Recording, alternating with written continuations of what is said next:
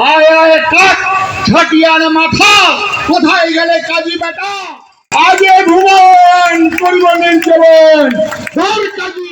এটা ভালো করে মনে রাখবেন, বিবেকানন্দ বলেছেন যে হিন্দু ধর্ম পালন করে না, ধর্মকে মানে না, সে হিন্দু নয়। তাকে আমি হিন্দু বলতে চাই না। আজকে যেহেতু শক্তি, আমি তিনজনের জয়ধ্বনি দিয়েই শুরু করব। প্রথম জয়ধ্বনি দেব আমরা দেব দেবাদিদেব মহাদেবের নামে। দক্ষযজ্ঞ নাশকারী ত্রিশূল পিনাকধারী দেবাদিদেব মহাদেব কি। রক্ষ বংশ ধ্বংসকারী ধনুর্বাণধারী ভগবান রামচন্দ্র কি। ধর্ম রাষ্ট্র সংগঠনকারী সুদর্শন চক্রধারী ভগবান শ্রীকৃষ্ণ কি। আমাদের শক্তির কথা বলে গেছেন আমাদের চৈতন্য মহাপ্রভু, যাকে আমরা বাঙালিরা আমরা লবঙ্গ লতিকার মতো সাজিয়ে রেখেছি।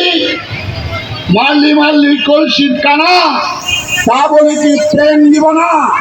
এই মহাপ্রভুকে আজকে স্মরণ করতে হবে। বৃন্দাবন দাস বিরচিত চৈতন্য ভাগবত থেকে, সেদিন নবদ্বীপের 9টি দ্বীপ থেকে লক্ষ মানুষকে সংগঠিত করে কাজীর বিরুদ্ধে যুদ্ধ ঘোষণা করেছিলেন এই প্রথম বিপ্লবী চৈতন্য মহাপ্রভু।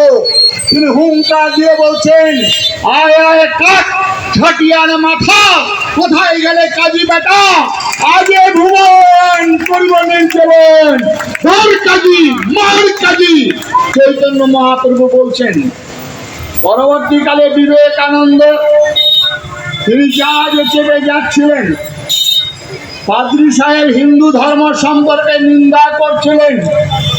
বিবেকানন্দ বলছেন, ওই সাহেব, আমার ধর্মের উদারতা, আমার ধর্মের মহানতা, আমার ধর্মের বৈশিষ্ট্য, বিশ্বজনীন আদর্শ তুমি কিছুই জানো না, কেন শুধু শুধু আমার ধর্মের নিন্দা করছো? সাহেব খানদান আরো বেশি করে নিন্দা করছিলেন। তাহলে বিবেকানন্দ তখন তো বলতেই পারতেন, পাগলে কিনা বলে ছাগলে কিনা খায়। বিবেকানন্দ বলতেই পারতেন, হাতি চলে বাজার ভে, কুত্তা ভুকে লাখো ভে। বিবেকানন্দ তার গুরুকে স্মরণ করতে পারতেন, যত মত তত পথ। না, বিবেকানন্দ তখন বললেন, if you want world more you on the sea, তুমি আর একটিবার আমার ধর্ম সম্পর্কে নিন্দা করো, এক ভুজিতে তোমাকে সমুদ্র জাত করবো। এই বিবেকানন্দকে ঘরে ঘরে আজকে পুজো করার সময় এসে গেছে। টলারেশন অনেক হয়ে গেছে। Hinduism must be aggressive but little fanatic. আজকে সেই হিন্দুর প্রয়োজনীয়তা আছে বন্ধুগণ। আজকে আমরা রবীন্দ্রনাথের কবিতা হারাই, দিবে আর নিবে, মিলাবে আর মিলিবে, যাবে না ফিরে। এই রবীন্দ্রনাথ 1905 সালে বঙ্গভঙ্গ আন্দোলন রোধ করার জন্য বাংলার ঘরে যত মা ভাই বোন, ফল জল এক হোক পূর্ণ হোক পূর্ণ দিয়ে ভগবান। কিন্তু 1906 সালে যে বীজ রোপণ হয়েছিল, আর সেই বীজকে জলসিঞ্চন করেছিলেন রাহুলদা। বাংলায় বলেছিলেন, ইফ ইউ বলছেন shall come on my dead body, if coming Pakistan shall come on my dead body, জল দিলেন।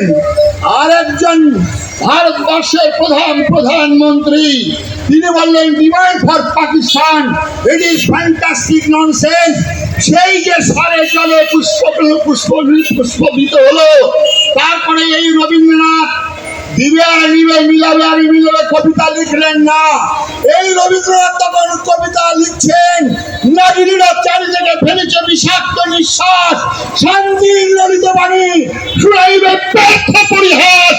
ধর্মের সাথে সংগ্রামের তরে প্রস্তুত হতে হবে ঘরে ঘরে, প্রস্তুত হতে হবে ঘরে ঘরে, প্রস্তুত হতে হবে ঘরে ঘরে।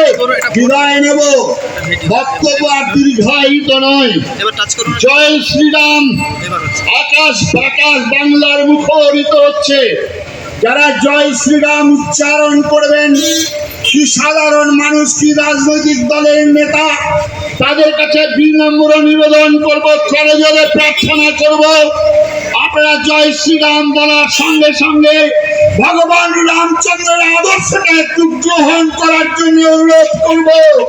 যিনি ওই পরে রাজা হবেন, রাজমুকুট নিয়ে রাজপুরোহিত তৈরি হয়েছিলেন, কিন্তু পিতা সেই রাজকার্যে উপস্থিত নন। কেন? দুটি বর, সেই বরের কথা শুনেই রামচন্দ্র তার রাজবেশ খুলে বনগমন করছেন।